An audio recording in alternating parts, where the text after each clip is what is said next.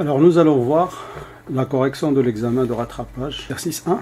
Donc, soit le système composé de 3 masses, M1, M2, M3, et puis de 3 ressorts. Les masses M1, M3 sont égales, et celle du milieu, M2, égale 3 fois les deux autres masses. Et puis, le ressort K1 est de valeur K, K2 est de valeur 2K, et puis le système est symétrique par rapport à l'axe central. Les déplacements sont considérés par rapport à la position d'équilibre, donc les déplacements x1, x2, x3 des trois masses. Et puis on nous donne la matrice modale. C'est un système à 3 degrés de liberté, donc nous allons avoir 3 vecteurs propres. Le premier comporte 2 constantes qu'on va devoir déterminer. Donc le premier c'est 1AB, le deuxième c'est moins 1, 0, 1, et le troisième vecteur c'est 2, moins 1, 2. Alors, déjà, on peut faire la remarque suivante, c'est que le système est symétrique, et par conséquent, nous allons avoir un ensemble de modes qui sont symétriques et antisymétriques. Et donc, d'ores et déjà, je peux dire que la constante B va être égale à 1 avant de faire les calculs. Donc je vois que le premier va être en mode symétrique, le deuxième antisymétrique et le troisième symétrique. Je continue l'énoncé. La masse M3 est excitée par une force F de t, elle est là, sinusoïdale et de pulsation grand oméga. Et puis on note oméga 0 égale racine carrée de K sur M. Première question, trouvez les constantes A et B pour que le vecteur 1, A, B soit le premier mode propre en utilisant une propriété des modes propres. Et bien sûr, on fait allusion à la propriété d'orthogonalité des modes propres par rapport aux matrices M et K. Allons-y. Donc, je sais que moins 1, 0, 1, c'est le deuxième vecteur propre. Et par conséquent, il doit être orthogonal au premier vecteur propre 1AB par rapport à la matrice masse. Remarquez que la matrice masse est diagonale. Donc, ça me donne B égale à 1, comme je l'ai déjà anticipé. La deuxième propriété, c'est l'orthogonalité entre le premier vecteur propre et le troisième vecteur propre, qui me donne la valeur de A de 4 sur 3. Deuxième question, trouver la matrice des raideurs. Et là, nous allons utiliser la méthode des coefficients d'influence qui consiste à appliquer un déplacement unitaire à une masse et bloquer le reste pour trouver la colonne qui correspond à la masse non bloquée, soi-disant. Okay. Donc, par exemple, si je bloque la masse M2 et M3 et j'applique un déplacement unitaire à la première masse, je vois que les deux ressorts K1 et K2 s'opposent à ce mouvement et leur effet est cumulatif. Ils s'additionnent. Donc, par exemple, ce ressort-là, en le déplaçant, par exemple, vers la droite, la masse M1, il va appliquer une force vers la gauche qui est égale à K1 fois 1, qui est le déplacement unitaire, et donc une force de K1. De même, si je déplace vers la droite la masse M1, le ressort s'oppose à ce mouvement, et donc il va appliquer une force vers la gauche de valeur K2. Et puis, la masse M2, une fois que je déplace la masse M1, il va sentir une force vers la droite, et donc je vois que la force qui est sentie par M2 est opposée à la force sentie par M1. Et puis de valeur K2. Si je déplace M1 et je bloque M2, M3 ne ressent rien, puisque M2 ne transmet pas l'effort. Et par conséquent, je trouve la première colonne qui est de 3K, en tenant compte du fait que K2 égale 2K et K1 égale à K. Donc la première colonne c'est 3 fois K, moins 2 fois K, ou bien K2 si vous voulez, moins K2. Et puis 0 pour le troisième élément. Je bloque la masse M1, M3 et j'applique un déplacement unitaire à la masse M2 et je trouve un vecteur force qui est égal à moins 2K plus 4K pour la masse M2 et puis moins 2K pour la force qui est transmise à la masse M3. Et puis déjà on peut voir que le système elle est symétrique, et donc cette colonne, la première, je la retrouve mais à l'envers, et donc j'ai 0, moins 2, 3. Je peux aussi utiliser une propriété, la matrice K qui est symétrique. Par conséquent, dès que j'ai trouvé cette valeur-là, cette colonne-là, je peux anticiper, mettre moins 2 dans cet élément. Puis, par symétrie, je trouve cette colonne et cet élément. Tout ce qui me reste à préciser, c'est la valeur de cet élément. Troisième question, sans résoudre l'équation, déterminant de K moins lambda M égale à 0. Donc on ne voudrait pas toucher à cette équation et trouver donc le polynôme caractéristique. Trouver la première pulsation propre en fonction de oméga 0. Alors le plus simple, c'est de calculer le quotient de Rayleigh, puisque nous avons vu que si dans le quotient de Rayleigh, j'ai le vecteur qui coïncide avec un vecteur propre, le quotient de Rayleigh va coïncider avec la valeur propre. Nous avons déjà déterminé le premier vecteur propre, et donc il suffit de calculer le quotient de Rayleigh qui va être en même temps oméga 1 au carré.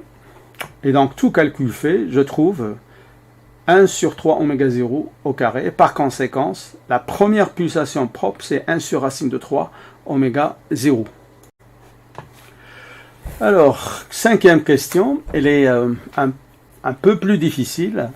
On nous demande de trouver la matrice de flexibilité. On nous précise, en utilisant les coefficients d'influence, on ne voudrait pas tout simplement inverser la matrice K pour trouver la matrice A. Et d'ailleurs, on nous précise qu'il faut, une fois nous avons trouvé notre matrice de flexibilité, de vérifier que ils sont bien l'une l'inverse de l'autre. Pour trouver la matrice de flexibilité en utilisant les coefficients d'influence, nous allons appliquer une force unitaire à une masse. Par exemple, je peux appliquer une force unitaire à la première masse, rien sur les deux autres. Et puis, on calcule les déplacements que vont subir les différentes masses. Comme ça, je trouve la colonne qui correspond à la masse à laquelle j'ai appliqué la force unitaire. Alors, allons-y. Si on applique une force unitaire à M1, qu'est-ce que voit en fait M1?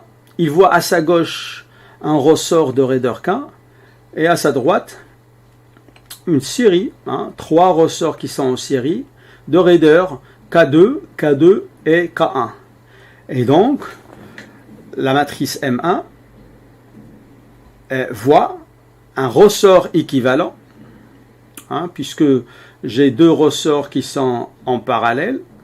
La raideur, c'est la somme des raideurs, donc K1 égale à K, donc j'ai K plus la raideur équivalente de ces trois raideurs en série. Et donc, de raideur, 1 sur K2 plus 1 sur K2 plus 1 sur K1. Tout calcul fait, je trouve 3 demi de K. Et donc, si j'applique une force unitaire à la première masse, il se déplace de l'inverse de la raideur équivalente qui est de 2 sur 3K. Ok? Alors, nous avons appliqué une force unitaire. Une partie de la force va passer dans le premier ressort et dans le reste, je vais avoir le reste de la force. Ok? Donc, dans le ressort de droite, j'ai la force qui est égale à K1 fois le déplacement que je viens de calculer de 2 sur 3K. Et par conséquent, dans le premier ressort, celui de gauche, j'ai une force de 2 tiers. Et dans les 3 ressorts en série, passe le reste de la force, 1 moins 2 tiers qui est 1 tiers. Et donc, cette force-là, de 1 tiers, elle est constante. C'est la même force qui va se déplacer jusqu'à arriver au bâti. Et par conséquent, le dernier ressort de raideur K, et donc qui est soumis a une force de 1 tiers, il va se déplacer de 1 sur 3K. Et donc, j'ai trouvé le déplacement de la première masse et de la troisième masse. Il me reste le déplacement de la masse du milieu. Alors, je peux le trouver de deux manières. Soit dire, ok, donc j'ai une force de 1 tiers qui passe dans ce ressort-là. Et ce ressort-là, il a les extrémités qui sont déplacées de x1 et de x2. Ok, donc j'ai la force qui va être proportionnelle à la différence des déplacements des extrémités. Ou bien le trouver grâce à ce deuxième ressort de même raideur K2 et qui a les extrémités qui se déplacent de x2 et de x3. Dans les deux cas, on trouve le déplacement de la masse M2 qui est égal à 1 sur 2K. Et par conséquence, je viens de trouver la première colonne de la matrice de flexibilité qui est égale à 1 sur K, 2 tiers, 1 demi, 1 tiers. Alors, je peux voir que le système est symétrique et donc je peux en déduire la troisième colonne de la matrice de flexibilité. Donc, si j'applique une force à la troisième masse, remarquez que j'ai M3 égale à M1, et puis M3, elle est liée à deux ressorts qui sont identiques à la masse M1. Et par conséquent, la troisième colonne va être la même colonne que j'ai trouvée, sauf qu'il va être dans l'ordre inverse. Et donc, la troisième colonne, c'est 1 sur K, 1 sur 3, 1 sur 2, 2 sur 3. Pour trouver la colonne du milieu, on va appliquer une force au milieu, une force unitaire, et voir le déplacement des trois masses. Alors, si j'applique une force unitaire à la masse du milieu, je vois ici deux ressorts, donc à gauche, deux ressorts en série de raideur K1 et K2, et de même à droite, deux ressorts de raideur K2 et K1. Et donc, l'ensemble de ces deux ressorts en série, en fait, travaillent en parallèle par rapport à la masse M2. Et par conséquent, la raideur équivalente des quatre ressorts, c'est égal à 2 sur 1 sur 2K plus 1 sur K, qui est égal à 4 sur 3K. Et donc, si j'applique une force unitaire à la masse M2, son déplacement, c'est l'inverse de la raideur équivalente, donc 3 sur 4K. Okay. Ici, j'ai appliqué une force unitaire. Le système est symétrique, donc la force unitaire va se diviser en deux parties. Une partie, la moitié en fait, va passer à gauche et l'autre moitié va passer à droite. Donc,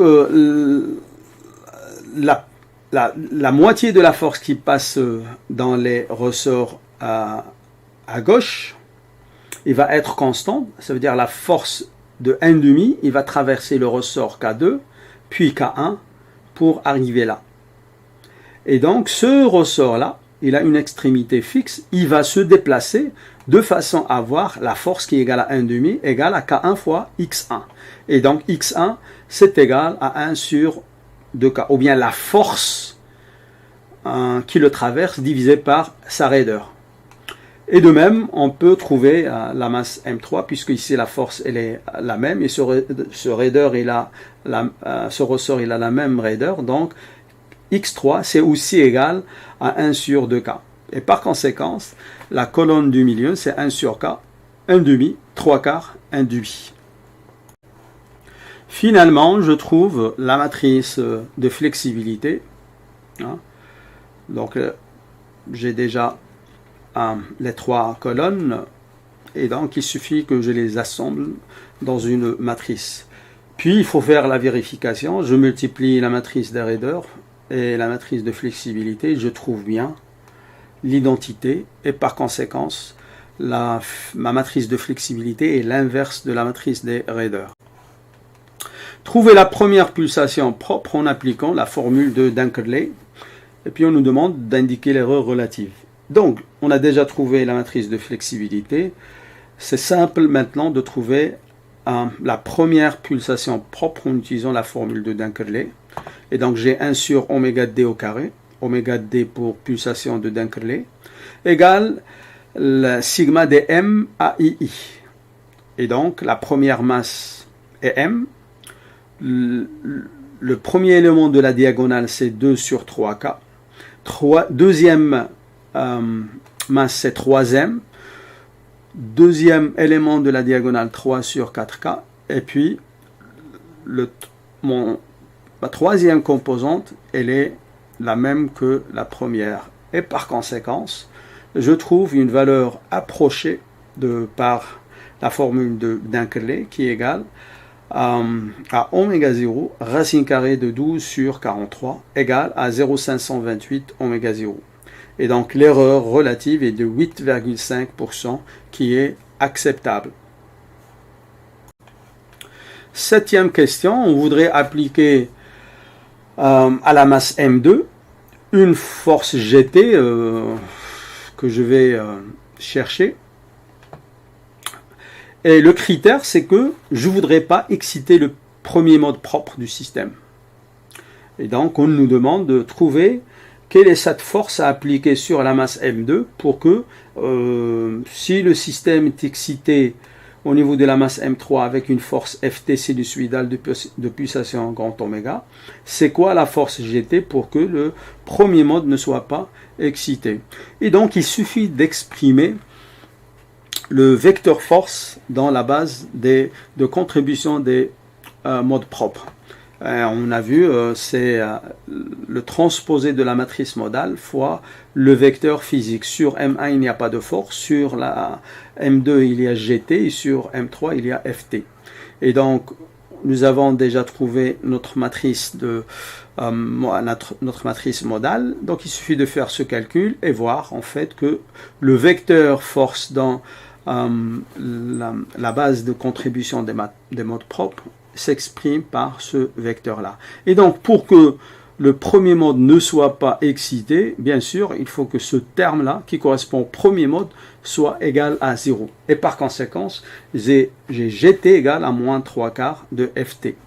Et dans ce cas, voilà le vecteur force qu'il faut considérer dans la nouvelle base. Huitième question, trouver la réponse du système. En fait, nous demande les déplacements physiques. Il ne suffit pas de donner les contributions des modes propres. Une fois, on applique la force que nous avons trouvée. Et puis, on nous simplifie la tâche et on nous dit qu'on peut exprimer le résultat en fonction de la masse et la raideur dans la base des contributions des modes propres. Et puis on ne s'intéresse qu'à la solution particulière, on ne s'intéresse qu'au régime permanent, donc il faut ignorer le régime transitoire. Et donc en fait il faut donner juste la solution particulière. Dans la base des contributions des modes propres, la matrice phi t fois m fois phi elle est diagonale, et donc en fait, je peux ne pas calculer ces éléments-là, puisque dans l'énoncé, on me dit qu'on peut exprimer le résultat en fonction des masses et des raideurs dans la base des contributions des modes propres. Alors, notre vecteur, nous l'avons déjà trouvé, sachant que f de t, c'est f0 fois sinus oméga t. Et donc, la solution particulière, donc pour le premier élément, donc la contribution du premier mode, ça va être égal à 0. Et d'ailleurs, nous avons trouvé GT de façon à ce que la contribution soit nulle. La deuxième, en fait, c'est équivalent à un système à 1 degré de liberté de masse M2 de raideur K2 sans amortissement.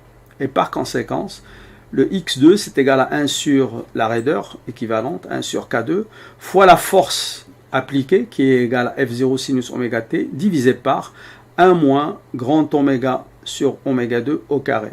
Et puis la même chose pour x3, la seule différence c'est d'utiliser la raideur équivalente K3 et la pulsation propre oméga 3. Alors, on nous demande le déplacement physique. Voilà la relation entre le déplacement physique et les contributions des modes propres. Donc, déplacement physique égale matrice modale fois contribution des modes propres. Et donc, on trouve le vecteur déplacement physique. Alors, si je veux exprimer, même si ce n'est pas demandé, les raideurs K2 et K3 en fonction des raideurs physiques, K2, en fait, ce n'est que le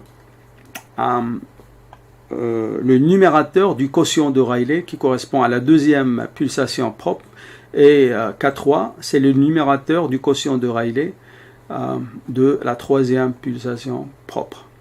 Et donc je trouve K2 égale 6K et K3 égale 42K. Et voilà les déplacements physiques. Neuvième question, quelles sont les pulsations grand oméga à éviter? En fait, pour répondre à cette question, il suffit de revenir à l'expression trouvée et voir quels sont les oméga qui rendent un des dénominateurs nuls. Et je vois, d'après cette expression, que les pulsations à éviter sont la deuxième pulsation propre et la troisième pulsation propre.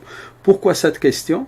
Parce que, en fait, même si j'ai trois pulsations propres, si j'applique la force GT, en fait, je peux exciter le système à la première pulsation propre et on n'aura pas de résonance. Parce que, en fait, le premier mode propre ne contribue pas.